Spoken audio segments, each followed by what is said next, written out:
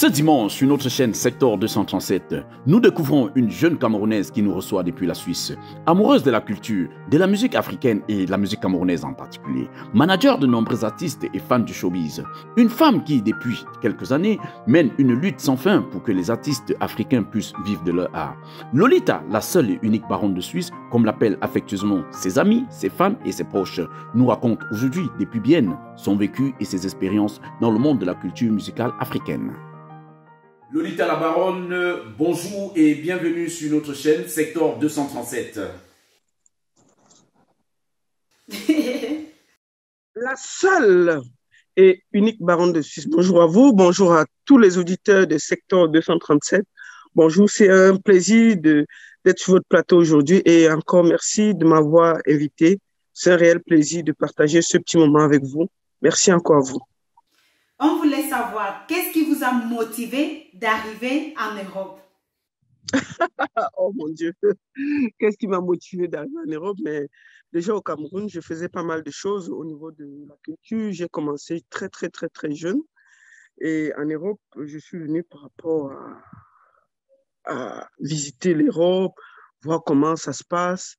Mais vous savez aussi qu'à l'époque, quand on travaillait au Cameroun, il fallait bien qu'on vienne ici.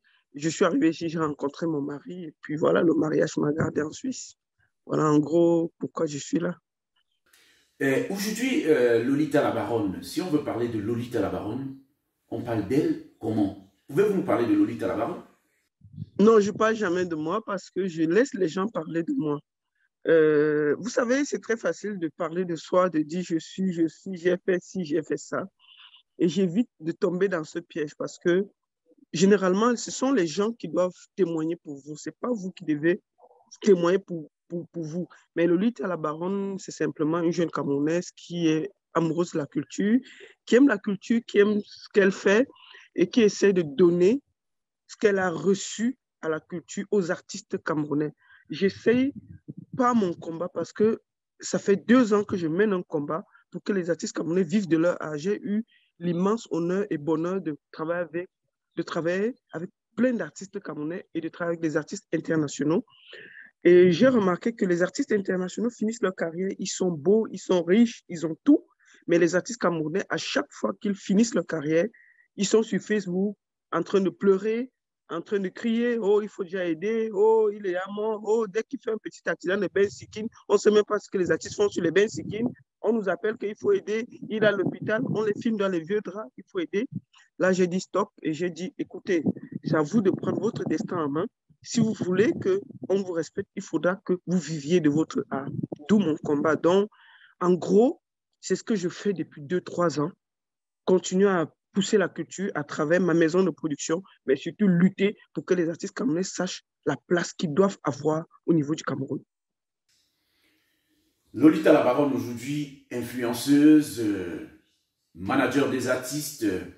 Nous avons lu un peu sur vous et nous avons vu que vous avez pris plein de jeunes artistes à qui vous avez donné la chance d'évoluer. Et aujourd'hui, ces artistes sont-ils reconnaissants avec vous? Sont-ils en plein sur le marché, Lolita? Bon, les artistes camerounais, est-ce que je cherche la reconnaissance chez eux? Non. Et je tiens à corriger, je suis influenceuse, j'aime pas trop, je sais pas qui j'influence en fait. Vous savez, au Cameroun, tout le monde est influenceur. Dès qu'on a sa connexion de 200 francs, on a un peu 2-3 personnes qui regardent nos lives, on est influenceur. Non. Moi, je pense que je suis plus dans le domaine de la culture. Et comme vous avez dit, je suis productrice. Ma maison de production est légale en Suisse. J'ai un site internet qui est Baron Prod. Là-bas, vous pouvez voir ce que j'ai fait pour la culture exactement. Maintenant, au niveau des jeunes, comme vous savez tous, j'ai produit pas mal d'artistes. J'ai fait revenir pas mal d'artistes. Mais pour le moment, j'ai en main un jeune artiste que je suis depuis très longtemps. Parce que pour moi, développer un artiste, c'est prendre du temps sur lui. C'est prendre l'énergie, c'est prendre le temps. Et le jeune artiste que je développe depuis quelques années, c'est Funky Pete, qui a commencé, personne ne le connaissait. Je l'ai envoyé en Côte d'Ivoire, il est revenu. Et son dernier feat, c'est avec Ténor. Partout, ça parle des empoisonnements. Ils sont partout. Salazar,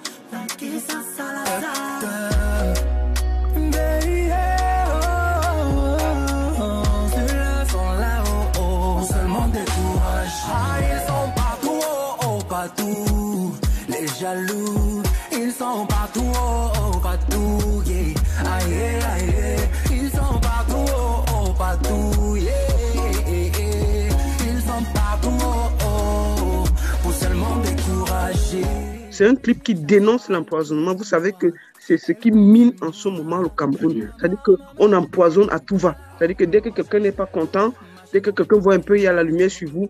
Alors je lui ai demandé d'écrire une chanson concernant ça. Et cette chanson, actuellement, ça fait 2 semaines ou 3 semaines que le son est dehors, le clip est dehors. Le clip est sur toutes les plateformes de téléchargement. Le titre, c'est Funky Pit Fit Ténor. Ils sont partout.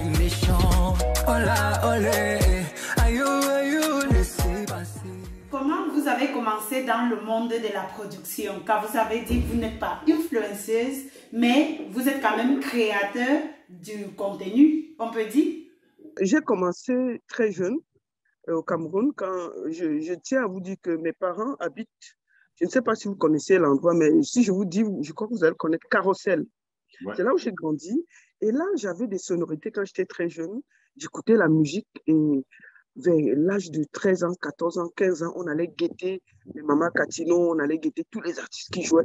Et c'est comme ça qu'avec le temps, puisqu'il y avait pas mal d'artistes qui louaient chez nous, parce que ma maman, mes parents avec des maisons à louer, et les artistes, des musiciens louaient chez nous avant d'aller faire leur spectacle. Donc, c'est comme ça que j'ai connu les Somba Beaufort, pas mal de batteurs. Et ils me disaient souvent, ouais, si tu aimes, et là, parfois, ils m'entraînaient à l'âge de 17 ans. J'allais toute petite, je m'asseyais, je regardais. C'est donc comme ça que j'ai fait la connaissance de Mama Kati, Kimi Toro, Femme Zengue, tous ces grands artistes-là. Et c'est comme ça que l'amour de la culture est rentré en moi. Mais j'ai véritablement commencé quand je suis venu en Europe. Je suis arrivé en Suisse, on avait, en fait, à l'époque, il y a 20-25 ans, il n'y avait rien. On nous comptait sur les doigts les Noirs. Mais on s'ennuyait beaucoup le week-end. Alors, les images de Carrousel m'est revenu en tête. Et j'ai dit il y a un ami, il s'appelle René Kifula. C'est un Congolais. Il avait aussi des petites notions. Et c'est comme ça que nous avons commencé à dire que ouais, le samedi, on peut faire quelque chose. Donc, on avait une cave où on organisait les choses le samedi. On vient, on met des boissons et tout. Et puis, les gens viennent s'amuser. Imaginez-vous, à l'époque, il n'y avait pas beaucoup de blacks à Bienne. Bienne, c'est une ville en Suisse. Ouais. C'est comme ça qu'on a commencé petit à petit. Et ensuite, il a ouvert le nightclub, le Black and White. Et véritablement, il m'a pris comme manager. Et c'est comme ça que j'ai commencé. Au jour d'aujourd'hui, Lolita, vous pensez que les réseaux sociaux ont une influence positive sur la jeunesse africaine, sur les artistes? Que pensez-vous? Quel est le conseil que vous pouvez donner? C'est incontournable. Les réseaux sociaux, c'est la révolution qu'il y a eu au niveau du Cameroun. Vous allez voir que quand il y a quelque chose qui se passe, tout d'un coup, si les réseaux sociaux prennent ça en main, ça change, ça bouge très vite. Les réseaux sociaux font des choses. Il y a des bons et des mauvais, mais je peux vous dire que c'est très positif, les réseaux sociaux. Grâce aux réseaux sociaux au Cameroun, certains se tiennent à carreau. S'il n'y avait pas les réseaux sociaux, on ferait... Et vous voyez quand il y a une injustice et que tout le monde se saisit de l'affaire. Vous voyez, il ne faut pas jouer avec les réseaux sociaux. C'est très, très puissant en ce moment. C'est vraiment le deuxième pouvoir. Nous parlons de la CAN en ce moment, Lolita. On sait, on connaît votre puissance. Et nous avons vu quelques, si on peut l'appeler, quelques influenceuses qui ont été invitées. On ne sait pas si par le gouvernement pour la CAN, si par la commission d'organisation de la CAN. On aimerait avoir un peu votre point de vue parce que vous, quand même, vous avez des milliers et des milliers de gens qui vous suivent. Et je peux dire, vous êtes un exemple pour une jeunesse aussi. Ça va de bon sens qu'on invite des influenceurs pour une compétition qui est la CAN et on oublie les footballeurs. Mais j'ai été clair. Excusez-moi. Quand j'ai vu, quand vous voyez, je vous prends l'exemple de celle qui était en tête de cette histoire-là, où c'est Nzomombek. Mais c'est une tribaliste ratée.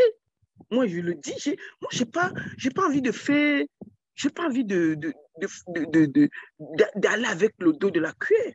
Je ne sais pas qui les a invités parce qu'il faut encore, mais on a vu que c'était la présidente de la République parce qu'on a vu le lettre de mission. sur les réseaux sociaux.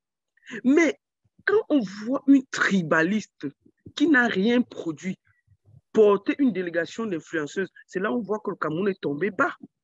Cette femme n'a rien à donner au Cameroun, sauf le tribalisme a dit que oh, ce sont mes oncles qui gouvernent le Cameroun. Mais quand elle partait, j'ai dénoncé ça.